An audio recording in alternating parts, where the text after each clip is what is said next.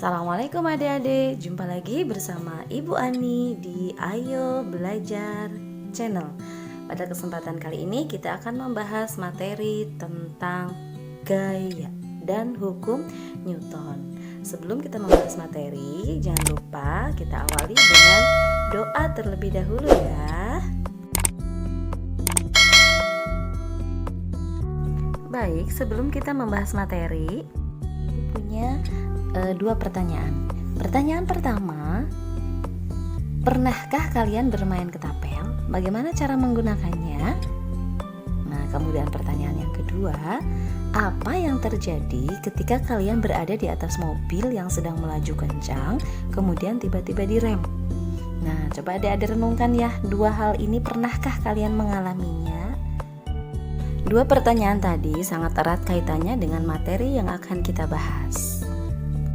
Ke pembahasan materi, seperti biasa ada beberapa tujuan yang ingin kita capai setelah kita belajar tentang gaya dan hukum Newton. Tujuan yang pertama yaitu menjelaskan pengertian gaya dan jenis-jenisnya.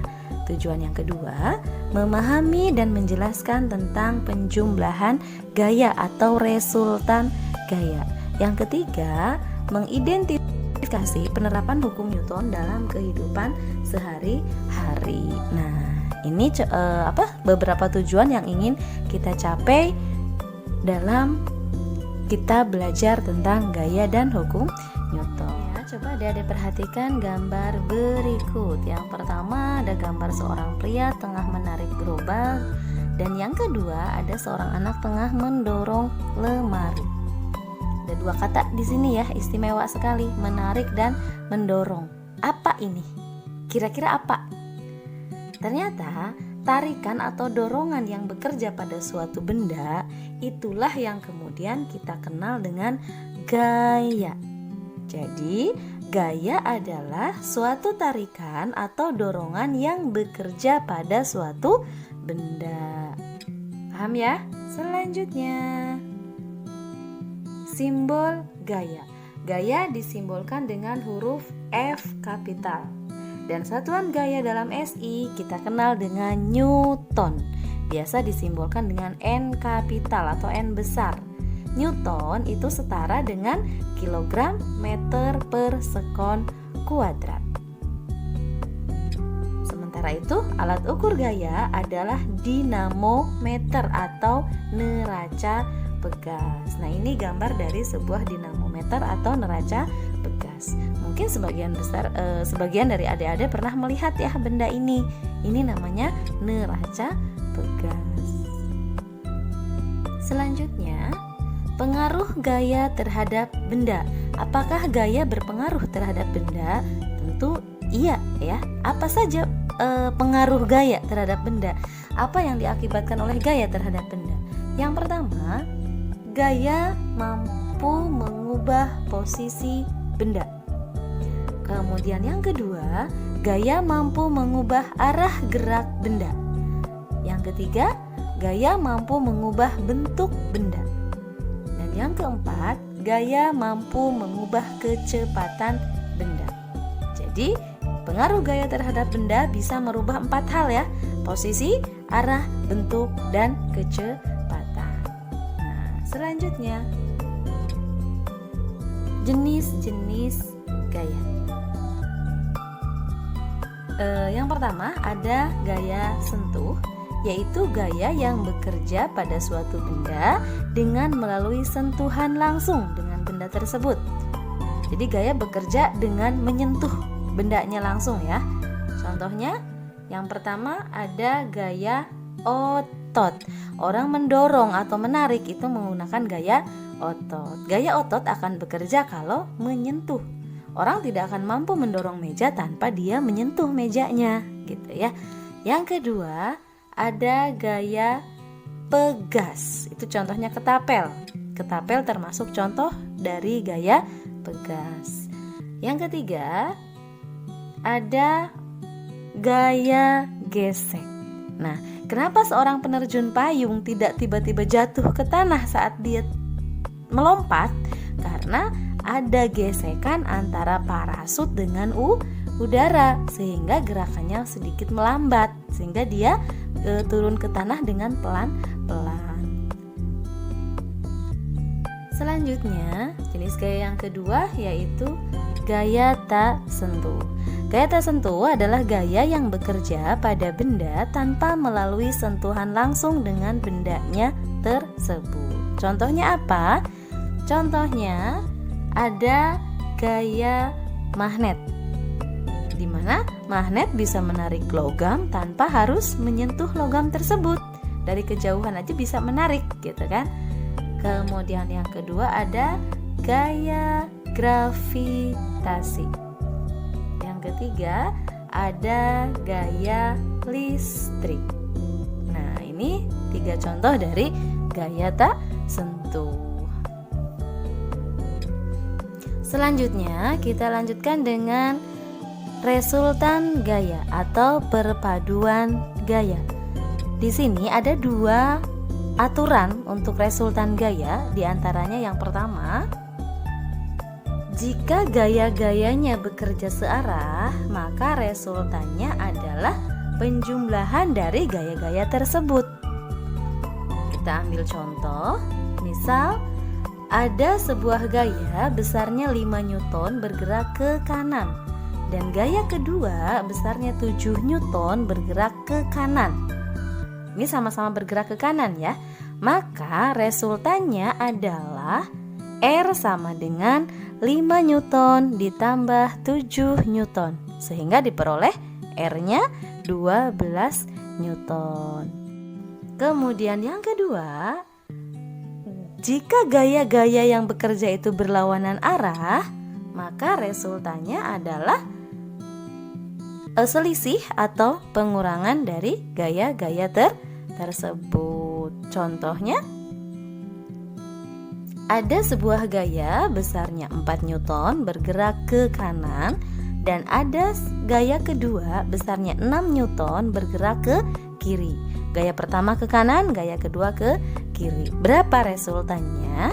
Resultannya adalah pengurangan ya, atau selisih. R sama dengan 4 Newton min 6 Newton, sehingga diperoleh R sama dengan negatif 2 Newton. Negatif ini berarti resultan gayanya bergerak ke kiri. Demikian ya tentang resultan gaya. Mudah-mudahan bisa difahami. Kita lanjutkan dengan contoh soal. Untuk membantu adik-adik lebih memahami mengenai resultan gaya, di sini Ibu sertakan satu contoh soal, yaitu 2 orang anak melakukan permainan tarik tambang dengan gaya masing-masing 500 Newton ke kanan dan 250 Newton ke kiri. Berapakah resultan gayanya dan kemana arah geraknya? Anak pertama gayanya 500 Newton ke kanan dan anak kedua gayanya 500 Newton ke kiri. Berarti gaya bekerja berlawanan arah, sehingga diperoleh resultannya. Kita gambarkan, yang pertama 500 Newton ke kanan, yang kedua 250 Newton ke kiri, sehingga diperoleh resultan gayanya adalah 500 Newton min 250 Newton, sehingga R-nya 250 Newton. Di sini R-nya positif ya, itu artinya resultan gaya bergerak ke arah kanan. Selanjutnya, hukum tentang gaya. Ada hukum Newton. Yang pertama, hukum Newton pertama itu sering juga dikenal dengan hukum inersia atau hukum kelembaman. Berbunyi, jika resultan gaya pada suatu benda sama dengan 0, maka benda akan tetap dalam keadaan diam atau bergerak lurus dengan kecepatan konstan. Dituliskan secara matematis, sigma F sama dengan 0. Kemudian hukum Newton, hukum 2 Newton. Percepatan yang ditimbulkan oleh gaya yang bekerja pada suatu benda berbanding lurus dengan gayanya dan berbanding terbalik dengan masanya. Secara matematis dituliskan sigma F sama dengan M kali A. Selanjutnya, hukum 3 Newton. Hukum 3 Newton itu dikenal juga dengan hukum aksi reaksi, di mana bunyinya ketika suatu benda memberikan gaya aksi kepada benda lain, maka benda tersebut akan memberikan gaya reaksi yang sama besar terhadap benda pertama, namun arahnya berlawanan. Nah, dituliskan F aksi sama dengan negatif F reaksi. Artinya F aksi itu besarnya sama dengan F reaksi, tetapi arahnya berlawanan. Kita lanjutkan dengan penerapan hukum Newton. Penerapan hukum 1 Newton, silahkan adik-adik perhatikan gambar berikut. Apa yang adik-adik lihat? Baik, ada sebuah mobil yang sebelah kiri mobil sedang diam, kemudian tiba-tiba mobil bergerak. Silakan adik-adik perhatikan posisi penumpang dari mobil tersebut. Nah, ketika bis yang tadinya diam, kemudian tiba-tiba digas dan bergerak, maka kita akan terpental ke belakang. Atau penumpang itu akan terpental ke belakang. Begitupun sebaliknya, kalau kita sedang dalam keadaan dalam kendaraan yang sedang melaju, tiba-tiba kendaraan itu direm, maka badan kita akan terperosok ke depan. Kenapa demikian? Karena kita, si penumpang yang ada di dalam kendaraan ini, mempunyai kemampuan untuk mempertahankan kedudukan yang kemudian dikenal dengan inersia atau kelembaman. Kita mencoba mempertahankan kedudukan. Nah, itulah salah satu contoh dari penerapan hukum 1 Newton. Selanjutnya, penerapan hukum 2 Newton. Silahkan adik-adik perhatikan. Ada gambar orang tengah mendorong mobil. Mobil pertama didorong oleh 1 orang. Dan mobil kedua didorong oleh berapa itu? 4 orang, banyak, lebih banyak. Kira-kira menurut adik-adik nih, yang lebih cepat melajunya yang mana? Tentu jawabannya yang kedua ya. Kenapa? Karena yang mendorongnya lebih banyak. Kenapa demikian? Karena berdasarkan hukum 2 Newton, semakin besar gaya yang diberikan pada benda, maka percepatannya juga semakin besar. Begitu ya. Lanjutkan dengan contoh soal. Sebuah benda bermassa 5 kg bergerak dengan percepatan 2 meter per sekon kuadrat. Berapakah gaya yang diberikan pada benda?